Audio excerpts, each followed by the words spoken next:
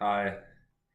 So today is my persuasive essay or persuasive speech. And for the speech, I'm going to ask you a question. Have you ever played Xbox One or PlayStation 4 before?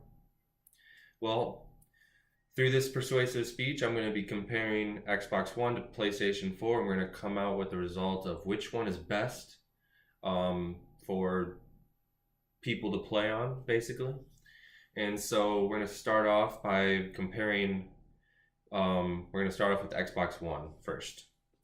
So Xbox One, when starting out, when you want to buy it, it is roughly $300. Going to either a GameStop or a Meijer, anywhere that basically sells consoles, and so it would be roughly $300 around there. It's like within $20 range of that.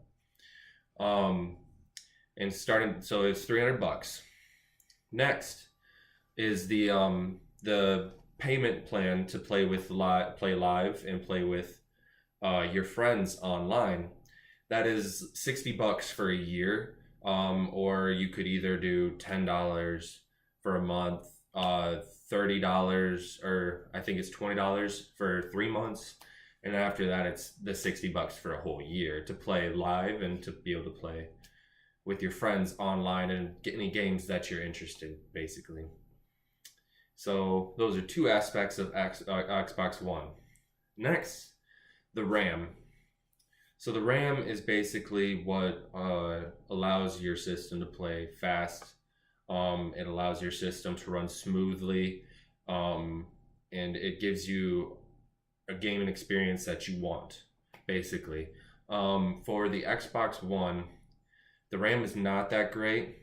It's like an XLR 3 compared to PlayStation 4. It's like the XLR 5. And so the difference between that two is significant. And we're going to talk about that more when I get to the PlayStation portion of this speech. And so the RAM for the Xbox One is not as high quality as we can do and what our technology is up to par. It's not necessarily like the best out there, I would say.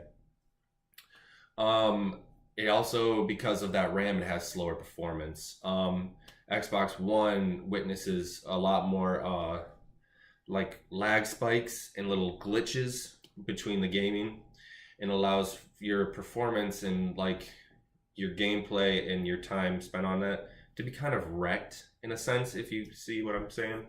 It doesn't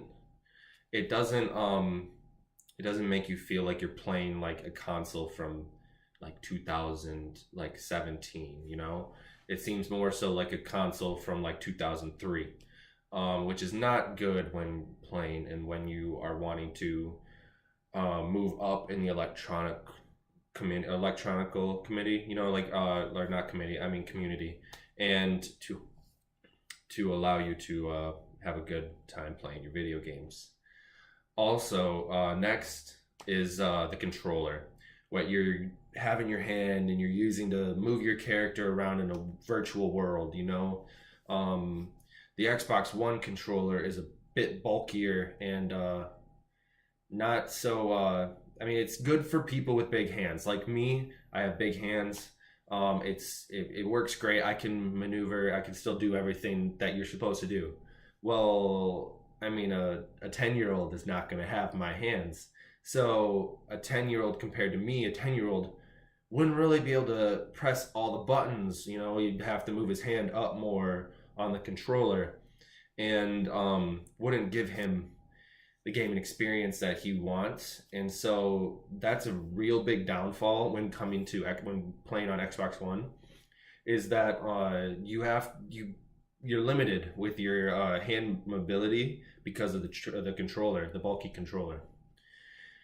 And so that's all of Xbox One. Now let's get to PlayStation 4. So PlayStation 4, starting out, is $400. So you can see that $400 PlayStation 4, Xbox One is $300. compared to that's $100 difference. So that's a decent amount of money difference, you know. Well, I'm going to show you why that extra $100 is definitely worth it.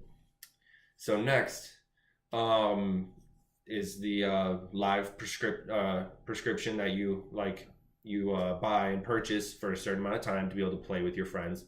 Like I explained for Xbox One, it is $60 a year. It used to be back in PlayStation 3, used to be cheaper, where you honestly really didn't even have to pay to play with your friends.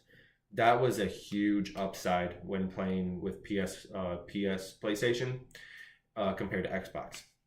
Xbox, you've always had to purchase it.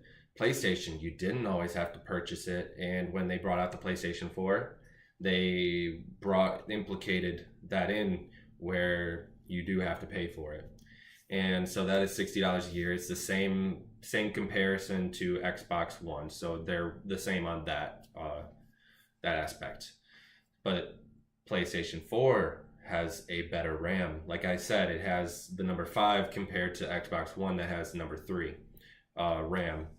And so that makes a huge difference when you're playing high graphic games, or like games that look pretty much real compared to our, real lives, virtual world compared to our lives. It looks very similar and allows you to be able to play those high graphic games easy, without lag spikes, without little glitches every now and then.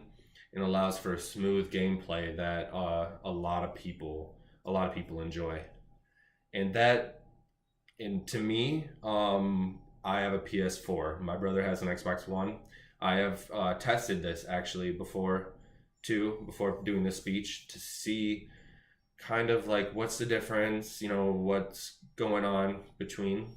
And I played the same game as well to get a same aspect and just compare them, get a little bit of better comparison between them.